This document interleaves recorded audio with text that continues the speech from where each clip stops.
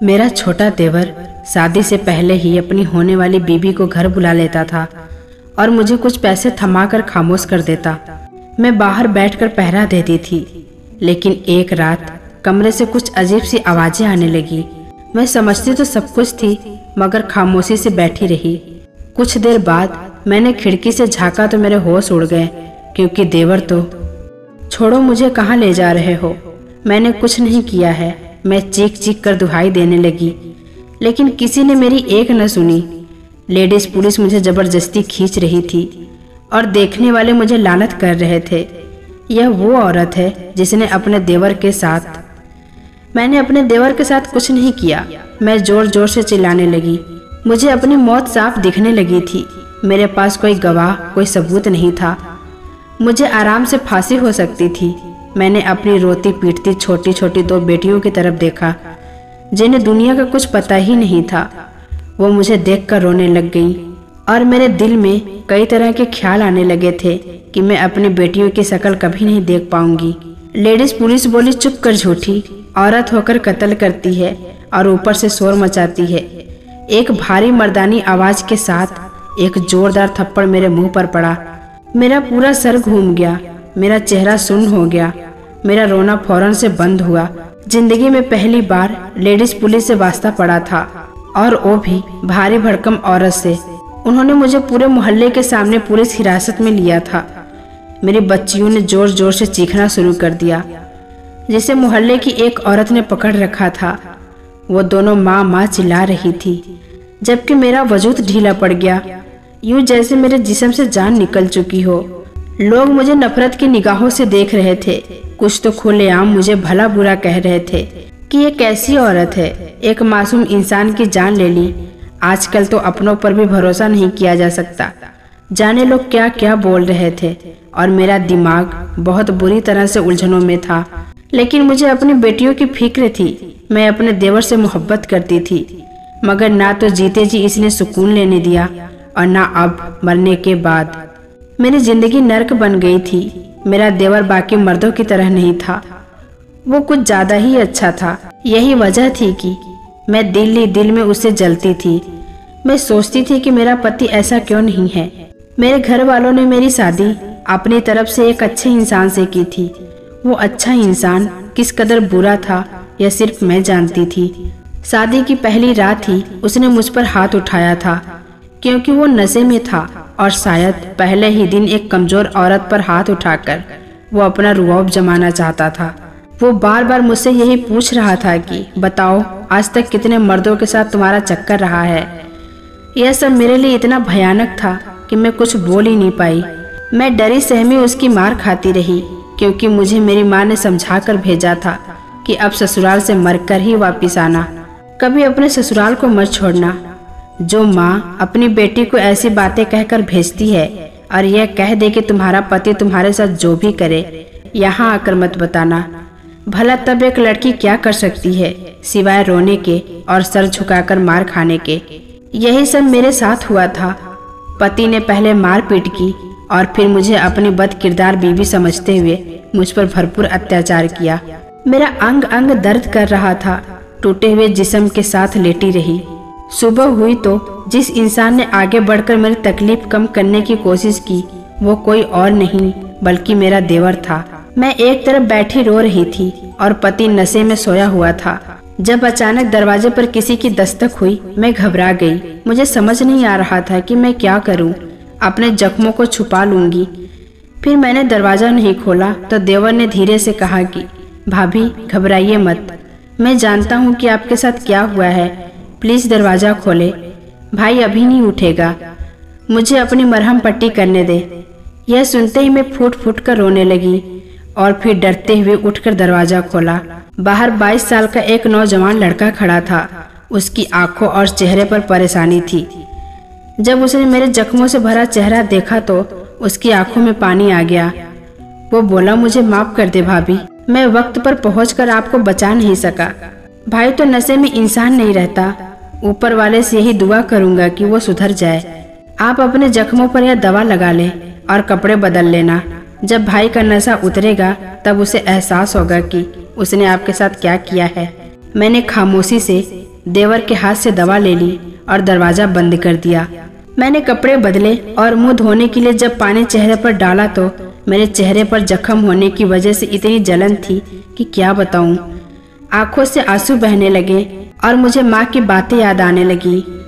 4 बेटियां और बेटा ना होने से माँ को पत्थर का बना दिया था। पापा ने भी सारी उम्र माँ पर जुल्म ही किया था। माँ ने कभी शिकायत नहीं की, कभी अपने मायके वालों को भी नहीं बताया। तभी उसने शादी के वक्त मुझे भी यही बातें बताई।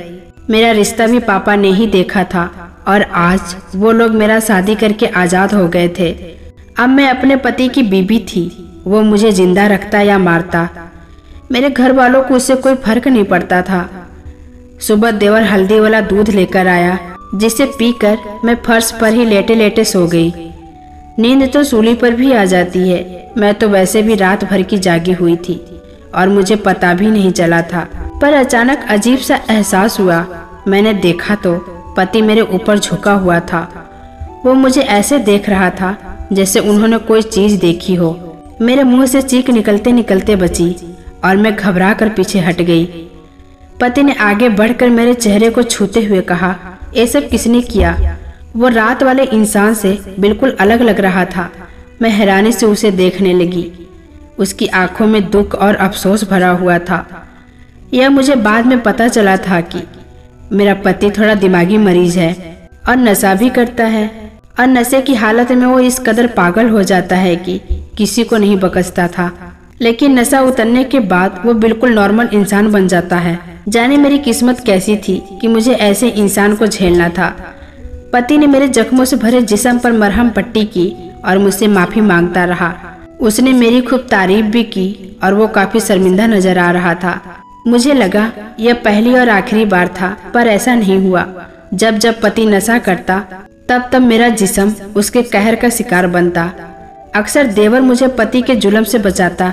मैं अपने जिंदगी से बहुत तंग आ चुकी थी। देवर मेरे ही उम्र का था। वो अच्छा लड़का था, इसमें इंसानियत कूट कूट कर भरी थी। वो अपने भाई से बिल्कुल भी खुश नहीं था और अपने भाई की इस रवैये से नफरत करता था। नशे से कोसों दूर रहता था और सबकी इज्जत करता था। उसे देखकर मुझे एहसास होता कि मुझे देवर जैसा इंसान चाहिए था। मेरे पति ने नशा छोड़ने के हजारों वादे किए, पर एक भी वादा पूरा न हो सका। वो कमाता भी कम था, जितना कमाता नशे में उड़ा देता, जबकि देवर अच्छा कमाता था। इसी के पैसों से घर का खर्च चल रहा था। शादी के 6 महीने बाद ही मैं पेट से हो गई। पति और देवर दोनों बहुत खुश थे। पति की यह खुशी तब तक कायम रहती जब तक वो नशे में नहीं होता, जबकि मेरा देवर मेरे पति से ज्यादा मेरा ख्याल रखता था। वो मुझे घर के काम भी नहीं करने देता था। बाहर से खाना ले आता और बर्तन भी खुद धो लेता।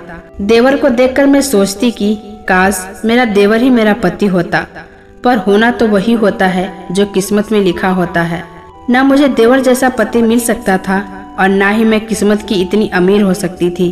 जब पति अपने असली रूप में आता तो वो ये भी नहीं देखता कि मैं किस हालत में हूँ। वो मारना पीटना शुरू कर देता। तो देवर होता तो मुझे बचा लेता, और जिस दिन देवर घर पर नहीं होता उस दिन मेरी जान पर बन आती। मेरा देवर मेरा रक्षक था, जो मुझे मेरे पति से ही बचाता था। और फिर शादी के 1.5 साल मैंने इन तकलीफों में गुजार दिए थे। इसके बाद मैंने 2 जुड़वा बेटियों को जन्म दिया। मैं सहमी हुई थी कि कहीं मेरा पति मेरे बेटियों को कोई नुकसान न पहुंचाए, या बेटियों की वजह से मैं उसके जुल्म का निशाना न बन जाऊं। क्योंकि मेरी माँ को बेटी पैदा होने पर मेरे पापा माँ पर जुल्म करते थे। मैं अस्पताल में लेटी यही सोच रही थी। मेरा देवर दोनों बच्चों के साथ प्यार कर रहा था। वो कह रहा था कि दोनों बच्चियां बिल्कुल परी जैसी हैं। मेरे पति का कुछ देर पहले ही फोन आया था कि मेरे आने से पहले दोनों बच्चियों को जान से मार दे। वो बेटियों का सुनकर नाराज था। इस वक्त बहते आंसू से मैंने ऊपर वाले से दुआ की कि मेरा पति कभी घर न आ पाए, वो मेरी बेटियों को नुकसान न पहुंचा पाए। उस वक्त शायद ऊपर वाला मेरी बात सुन रहा था, और मेरे पति जिन लोगों के यहाँ काम करते थे वो उनके ही हाथों मारे गए। यह खबर सुनकर मैं हैरान हो गई थी। मेरा दिल रो रहा था। मेरी बेटियां दुनिया में आते ही अनाथ हो गई थी। हमारा कोई सहारा नहीं बचा था। ऊपर वाले का मैं शुक्र अदा भी कर रही थी कि ऐसे इंसान से मेरी जान छूट गई थी। मेरी बच्चियां आज़ाद हो गई थी। उन्हें कभी किसी खौफ में नहीं जीना पड़ेगा। वक्त गुजरने लगा। देवर ने मेरी और मेरी बेटियों का पूरी जिम्मेदारी ले ली। वो हमें किसी भी चीज़ की कमी नहीं आने देता। मैं खुश थी। जिंदगी में पहली बार मैं दिल से मुस्कुराने लगी थी। देवर मेरी बेटियों को ऐसे प्यार करता जैसे वो उसकी बच्चियां हों। वो खाली वक्त में उनसे खूब खेलता। वक्त गुजरने लगा। 1 साल गुजर गया। इस 1 साल में मैं एक बार भी नहीं रोई। मुझे मेरे पति की याद भी नहीं आई। मेरी सेहत अच्छी हो गई थी। मैं ऊपर वाले का दिन रात शुक्र अदा करती कि ऊपर वाले ने देवर को हमारा सहारा बनाकर रखा था, वरना मैं दर दर की ठोकरें खा रही होती। पर कभी कभी मैं सोचकर घबरा जाती कि जब देवर की शादी हो जाएगी तब क्या होगा। यह सोच दिमाग में आते ही मैं बेचैन हो जाती। मैं खूब बन ठन कर रहने लगी थी। मैं चाहती थी कि देवर मुझसे शादी कर ले, लेकिन किस्मत को कुछ और ही मंजूर था। एक दिन देवर ने कहा कि वो शादी करना चाहता है। मेरा दिल धक धक करने लगा। मुझे लगा शायद उसके दिमाग में भी मेरा ख्याल आया हुआ है। पर जब उसने मोहल्ले की किसी लड़की का जिक्र किया तो मेरा दिल टूट गया। मैंने पति के बाद देवर के साथ 2.5 साल गुजार दिए थे। इसने कभी मुझे गलत नजरों से नहीं देखा था और ना ही मैंने इसे कभी किसी लड़की की तरफ दीवाना होते हुए पाया था। फिर अचानक लड़की कहाँ से आ गई थी। मैंने एक लंबी सांस ली। फिर मुझे उस लड़की से जलन हुई, लेकिन फिर देवर के चेहरे पर खुशी देखकर मुझे भी मुस्कुराना पड़ा। क्या करती, इतनी बेशरम भी नहीं थी कि खुद कहती कि मुझसे शादी कर लो, वो भी 2 बेटियों की माँ से। देवर ने मुझे रिश्ता लेकर जाने को कहा और मैं देवर की खुशी के लिए रिश्ता लेने पहुँच गई। जब मैंने लड़की को देखा तो मुझे एहसास हुआ कि देवर अचानक पागल क्यों हो गया था। वो लड़की बहुत खूबसूरत थी। उसे देखकर मेरे अजीब से जज्बात हो रहे थे।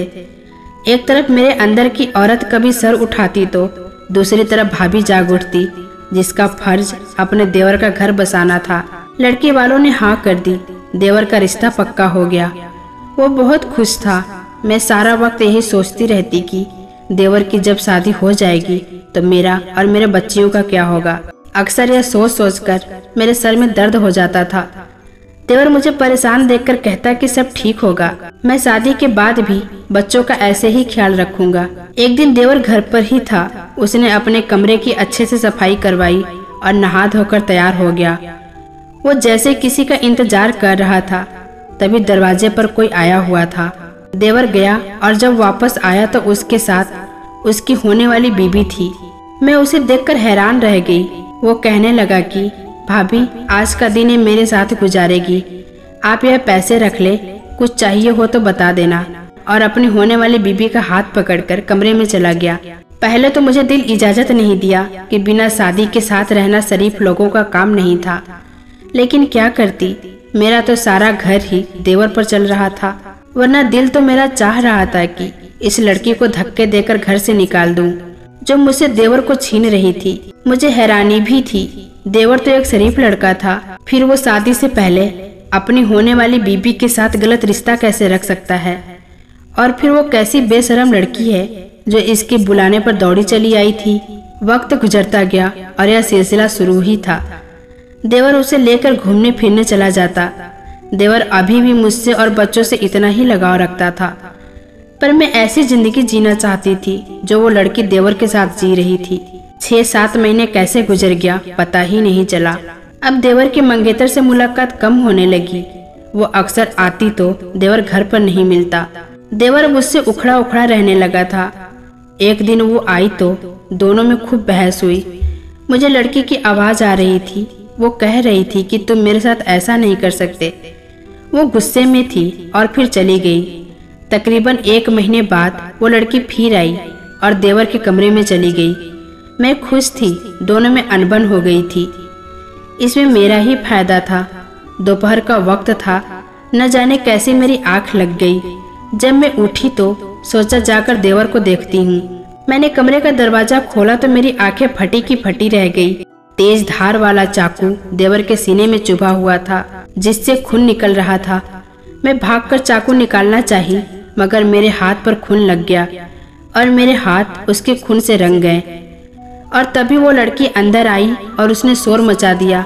पूरा मोहल्ला इकट्ठा हो गया। वो रोने लग गई और कहने लगी, भाभी ने देवर को मार दिया। किसी ने मेरी बात पर यकीन नहीं किया और अब मैं सलाखों के पीछे बैठी अपनी किस्मत को कोस रही थी जब मुझे एक लेडीज पुलिस पकड़कर एसपी के पास ले गई। और वहाँ भी मैं पुलिस ऑफिसर को देखकर हैरान रह गई। वो भी मुझे अपने सामने देखकर हैरान परेशान था। वो मेरा दूर का रिश्तेदार था जो भले वक्तों में मुझसे मोहब्बत का दावेदार था और शादी करना चाहता था, पर पापा ने इनकार कर दिया था। वो बहुत तेजी से मेरी तरफ बढ़ा और बोला, आप यहाँ। और मैं उसे देखते ही खूब जोर जोर से रो पड़ी और फिर उसे सारी कहानी सुनाई। उसे सुनकर अफसोस हुआ कि मैं विधवा हो चुकी थी, बल्कि उसने अभी तक शादी नहीं की थी। उसने यकीन दिलाया कि वो मुझे इंसाफ जरूर दिलाएगा। उसने देवर की डेड बॉडी को पोस्टमार्टम के लिए भिजवा दिया और फिर रिपोर्ट और तहकीकात के मुताबिक देवर की मौत को 3 घंटे गुजर चुके थे। उसके हाथ में उसकी होने वाली बीबी का बाल था। इसने ही मेरे देवर को मारा था, क्योंकि वो सुनने के बाद बर्दाश्त नहीं कर पाई कि देवर ने उसका इस्तेमाल करके अब शादी से इनकार कर दिया था। वो खूब रोई और फिर कहने लगी कि मैंने अपना सब कुछ इस पे वार दिया था और खुद को पूरे तौर पर इसके हवाले कर दिया था, मगर जब उसका मुझसे दिल भर गया तो मुझे छोड़ दिया। मुझे यह सब सुनकर बहुत दुख हुआ। मैं नहीं जानती थी कि मेरा देवर ऐसा क्यों किया, पर पुलिस ने उसे गिरफ्तार कर लिया था। मैं रिहा होकर अपने बच्चों के पास आ गई और अब देवर भी नहीं था। औरत का 2 बच्चों के साथ गुजारा करना मुश्किल ही नहीं बल्कि नामुमकिन था। 1 महीने बाद मुझसे वही पुलिस ऑफिसर मिलने आया जो मेरा रिश्तेदार था। उसने इज्जत से शादी की ख्वाहिश जाहिर की, जो मैंने स्वीकार कर ली थी। इतनी मुश्किल सहने के बाद अब मेरे अच्छे दिन आए थे तो मैं इनकार कैसे करती। हर मुश्किल के बाद आसानी होती है, यह बात आज मैं पूरी तरह समझ चुकी थी। तो दोस्तों, कैसी लगी ये कहानी कमेंट बॉक्स में ज़रूर बताइएगा। फिर मिलेंगे दोस्तों अगली वीडियो के साथ। तब तक के लिए अपना ख्याल रखना।